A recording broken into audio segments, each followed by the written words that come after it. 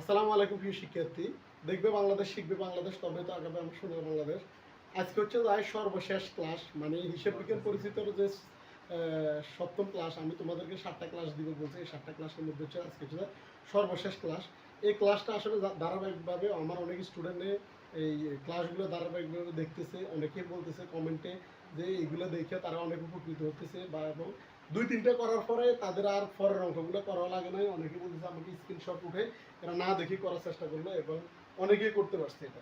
এটা হচ্ছে আমি একটু আনকমন, যেহেতু জোর এসএসসি 2025, এইচএসসি 2024 এদের জন্য বেশি ইম্পর্টেন্ট। সাথে হচ্ছে একাদশ শ্রেণী যারা আছে তোমরা, তারাও এই অঙ্কগুলো করলে তোমাদের আর কষ্ট করা লাগবে না। এখান থেকে যেহেতু 2টা অঙ্ক থাকবে, এইচএসসি যারা দিবে 2024 সালে তারা ভাগ হচ্ছে 2টা অঙ্ক, আর এসএসসি যারা দিবে তারা হচ্ছে তারাও 2টা পাওয়ার সম্ভাবনা খুবই বেশি, তবে একটা তো কনফার্ম থাকবে।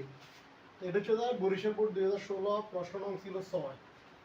নূপুর অ্যান্ড সন্স 1/1/2015 তারিখে নগদ হচ্ছে 50,000 টাকা নিয়ে ব্যবসা আরম্ভ করে। তাহলে হচ্ছে নগদে একটা টাকা উঠেছে, 50,000 টাকা নিয়ে ব্যবসা শুরু করে।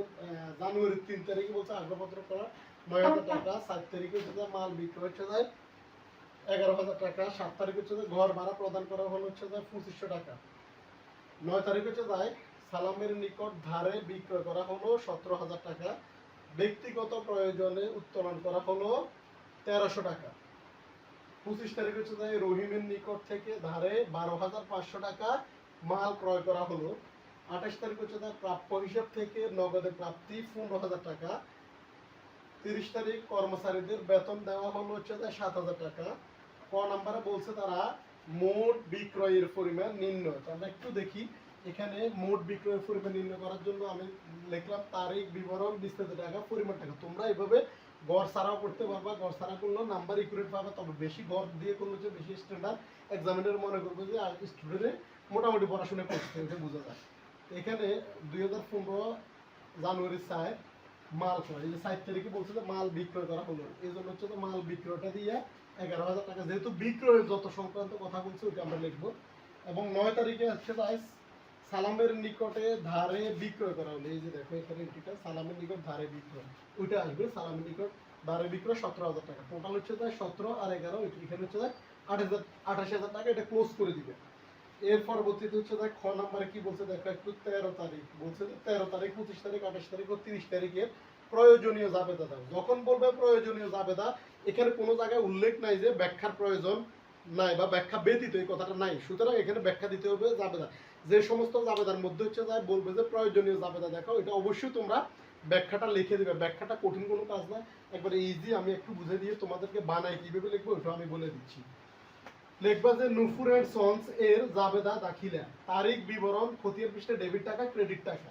যারা তোমরা সায়েন্স থেকে আসছো বা অন্য গ্রুপ থেকে আসছো, মাদ্রাসা বোর্ড থেকে যারা আসছো, কমার্সে খুব ইজি ভাবে করবা। দেখবে যে আমার এই ভিডিওগুলো, রেকর্ডেড ভিডিওগুলো দেখলে তোমরা ওকে মিলাতে পারবে খুব সহজে। কোথাও কোনো টিচারের কাছে যা প্রাইভেট পড়া লাগবে না, দূরে দূরে করা লাগবে না, বাসায় বসেই তোমরা এটা সলভ করতে পারবে। 2015 সালে জানুয়ারি 13, যেহেতু এখানে কি বলছে আমরা একটু প্রশ্নটা একবার খেয়াল করি।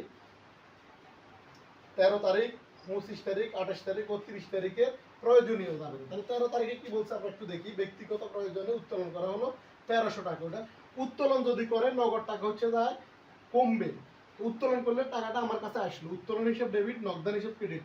তোমরা একটু বাম দিকে চাবি করবো হচ্ছে যেটা ডেবিট থাকবে ওটা, আর ডান দিকে চাবি করবো হচ্ছে ক্রেডিটের এন্ট্রি। সবসময় খেয়াল রাখবা ক্রেডিট এন্ট্রি ডান দিকে চাবি করবা, আর হচ্ছে ডেবিটের এন্ট্রি বাম দিকে চাবি করবে। উত্তোলন হিসাব ডেবিট, নগদান হিসাব ক্রেডিট। এখানে ব্যাখ্যাটা এভাবে লিখে দিবে। নগদে টাকা উত্তোলন করা বা নগদান টাকা, নগদে মালিক কর্তৃক নগদ টাকা উত্তোলন। যেটা খুশি ওইটা একটু লিখে দিলেই কিন্তু জাস্ট আহামরি কোনো এটার জন্য কোনো নাম্বার কাটবে না। এরপরে 25 তারিখ বলছে যে রহিমের নিকট থেকে ধারে 12,500 টাকার মাল ক্রয় করা হলো। তাহলে ক্রয় করলে যে কোনো পণ্য আমরা ক্রয় করলে আমাদের কাছে মালটা আসে, এই জন্য হচ্ছে ক্রয় হিসেব ডেবিট। নাম ছিল এটা রহিম, রহিম হিসাব ক্রেডিট অথবা প্রদেয় হিসাব ক্রেডিট। প্রদেয় মানে কি? ফাওনাদার, ওটা আগে বলে রাখছি। প্রদেয় ফাওনাদার, প্রাপ্য হইলে দেনাদার।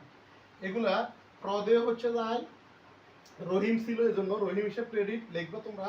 ধারে মাল ক্রয় করা হলো, কোনো ব্যক্তির নাম উল্লেখ থাকলে বুঝবে যে এটা অবশ্যই বাকি হয়েছে, এই জন্য হচ্ছে ধারে মাল ক্রয় করা হলো 12,500 টাকা। দুইটাই ক্লিয়ার আশা করি বিষয়টা।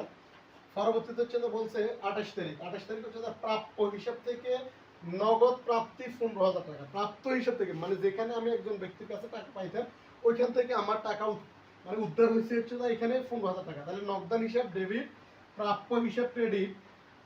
কারণটা লিখবা তোমরা বা ব্যাখ্যাটা লিখবা, প্রাপ্য থেকে নগদ টাকা পাওয়া গেল। বিষয়টা একটু খেয়াল করো, প্রাপ্য হিসাব থেকে নগদে প্রাপ্তি, তাহলে নগদে পাইছি। নগদান হিসাব ডেবিট, প্রাপ্য হিসাব ক্রেডিট। সর্বশেষ এন্ট্রি যেটা লিখছি এটা কর্মচারীদের বেতন দেওয়া হলো।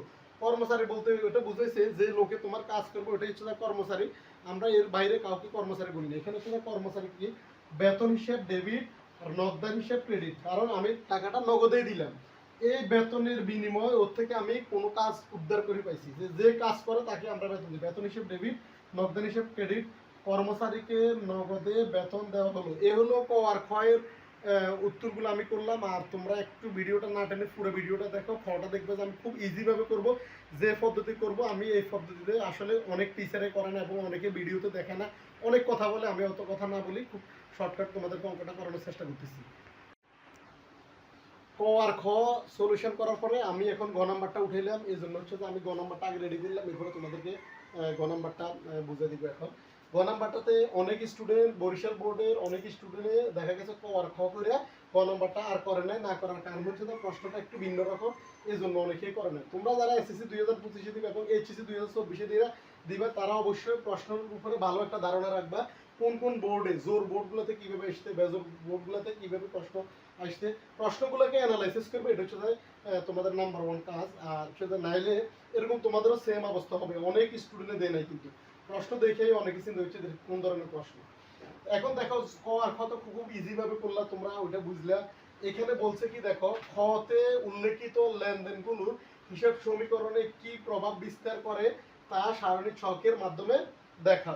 খুবই ইজি ভাবে করবা। আমরা যেহেতু লেনদেনের প্রভাব এবং সমীকরণের প্রভাব ওই কথাগুলো বলে টেবুলার ছক বা ছকের মাধ্যমে প্রকাশ সবগুলো বললে সেম জিনিসটাই করি আমরা, ঠিক ওইরকম গড় করবা তোমরা। ছকের মাধ্যমে হিসাব সমীকরণে লেনদেনের প্রভাব একবার আগের মতো লেনদেনের প্রভাব আমি ওইটা করলাম।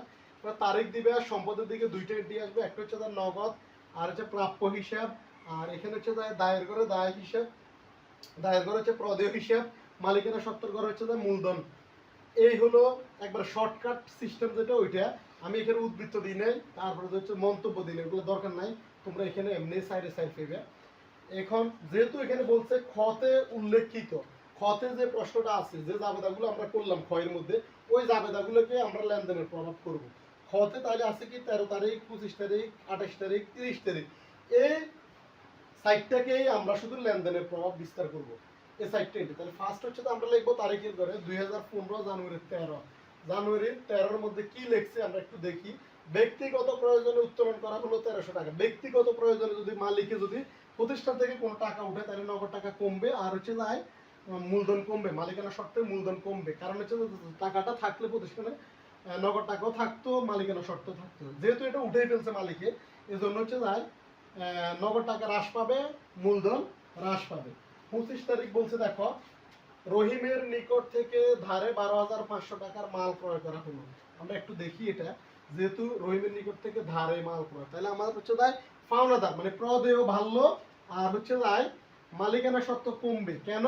এখানে দেখা গেছে আমি একজন থেকে ঋণ করলাম, মানে একজন থেকে বাকিতে পণ্য ক্রয় করলাম, এই জন্য হচ্ছে আমার 12,500 টাকা হচ্ছে যা বাড়লো, 12,500 টাকা বৃদ্ধি পেয়েছে। আর মালিকানা সত্ত্ব এই টাকাটা আমি তাকে পরবর্তীতে দিতে হবে আমার প্রতিষ্ঠান থেকে, এই জন্য মালিকানা সত্ত্ব হ্রাস পাবে। এরপর 28 তারিখ বলছে দেখো, প্রাপ্য হিসাব থেকে নগদে প্রাপ্তি। টাকাটা পাইছে প্রাপ্য হিসাব থেকে নগদে প্রাপ্তি। প্রাপ্য হিসাব কত ছিল?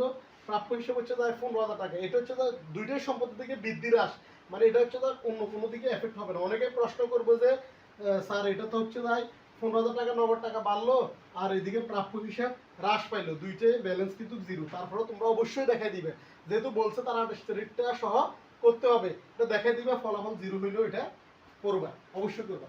সর্বশেষ যেটা এটা বলছে হচ্ছে 30 তারিখ কর্মচারীদের বেতন দেওয়া হলো 7,000 টাকা। একটু দেখো, কর্মচারীকে যদি বেতন দিই তাহলে আমার নগদ টাকা কমবে, ভালো করে খেয়াল করো। কর্মচারীকে বেতন দিলে আমার নগদ টাকা কমবে এবং মালিকানা সত্ত্ব দুইটাই কমবে, দুই দিকে হ্রাস পাবে। এখন আমরা এই অঙ্কটা কেন করে নাই অনেকে, এটার রেজাল্টটা কি এসছে? অনেক সময় আমরা এতদিন যত অঙ্ক করলাম সব অঙ্কের মধ্যে হচ্ছে প্লাসেরটাই বেশি ছিল, মাইনাসের কখনো বেশি ছিল না। এই অঙ্কটার মধ্যে একটু ডিফারেন্স হচ্ছে তো ওইটাই, মাইনাসের ফিগারটা বড়। দেখো এখানে হচ্ছে যে 1300 টাকা মাইনাসের, 15,000 টাকা হচ্ছে প্লাসের, 7,000 টাকা হচ্ছে মাইনাসের। এই মাইনাসের সাথে আর 1300 হচ্ছে যায় 8,300। 15,000 টাকা থেকে যদি 8,300 টাকা আমরা মাইনাস করি, আর থাকে 6,700 টাকা। 6,700 কিন্তু প্লাসের, কারণ প্লাসেরটা বড়, এটা প্লাসের চিহ্ন দেওয়ার দরকার নেই। এটা মাইনাসের 15,000 টাকা, ওইটা বসাই দিব। একটু খেয়াল করো, 15,000 টাকা থেকে যদি প্লাসের 7,700 টাকা চলে যায়, 6,700 টাকা যদি চলে যায়, আর থাকে 8,300 টাকা, ওইটা ক্লোজ করে দেবে। ওইটা হচ্ছে মাইনাসের, এই ফিগারটা মাইনাসের। তার মানে হচ্ছে যে এখানে যদি আমাদের সম্পদের দিকে যেহেতু মাইনাসের 8,300 টাকা হয়েছে, অবশ্যই মালিকানা দায় প্লাস মালিকানা সত্তর করো, ওইটাও মাইনাসের হবে। এদিকে হচ্ছে যায় 12,500 টাকা, ওইটা প্লাসের, ওইদিকে সবগুলো মাইনাসের, যোগ করে আমরা পাইছি হচ্ছে যে 20,800 টাকা। এটা মাইনাসের কিন্তু খেয়াল করবে, 20,800 টাকা থেকে প্লাসের 12,500 টাকা গেলে আর থাকে 8,300 টাকা, এটা মাইনাসের। যেহেতু ফিগারটা 20,000 টাকা বড়, তার মানে হচ্ছে দুইটাই মাইনাসের, অঙ্কটা মিলছে। এভাবে তোমরা করবা, অঙ্কগুলো সলভ করার চেষ্টা করবে। এই 7টা অঙ্ক করলে আশা করি তোমাদের আর কোনো জড়তা থাকবে না, যত জড়তা এখানে শেষ হবে। তো যারা আমার চ্যানেলটিকে সাবস্ক্রাইব করছে তাদেরকে অসংখ্য ধন্যবাদ। যারা এখনো আমার চ্যানেলটিকে সাবস্ক্রাইব করে নাই, অবশ্যই আমার চ্যানেলটিকে সাবস্ক্রাইব করে দেবে। আল্লাহ হাফেজ, আসসালামু আলাইকুম।